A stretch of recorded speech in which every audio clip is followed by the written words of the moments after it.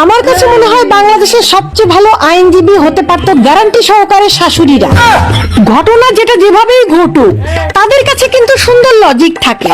যখন ছেলের বউ একটু কম বাপের বাড়ি যায়, তখন তাদের লজিক হলো বাপের বাড়ি যাবে কি জন্য, এখানে তো মহারানীর মতো থাকে, বাপের বাড়িতে এরকম শুয়ে শুয়ে থাকতে পারে নাকি, ভাইয়ের বউকে ছেড়ে দিবে, কাম করায় ভাত খাওয়াবে, সেই জন্যই তো বাপ ভাইয়ের খবর নেয় না, গলার কাটা নামাইছে।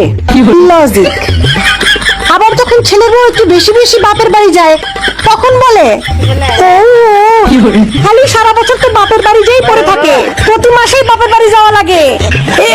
এখানে সংসার করার মন নাই তো, সংসার করার মন থাকলে কি সংসার ফেলে বাপের বাড়িতে যে পড়ে থাকে? খাসলে ভালো হতো, সব শ্বশুর বাড়ির কথা যায় সব ভাইকে লাগায়, সব ভাইয়ের কানে ভরে দেয়। আরে এতই যদি বাপের বাড়ি থাকতে মন চায়, এখানে আসে কেন? ওখানে থাকলেই তো পারে না এখানে থাকতে? একবার ভেবে দেখেন, এক নম্বর আইনজীবী না লয়ার, যেমনি ঘটনা ঘটুক তারা তাদের মতো করে লজিক বানায় ফেলতে পারে।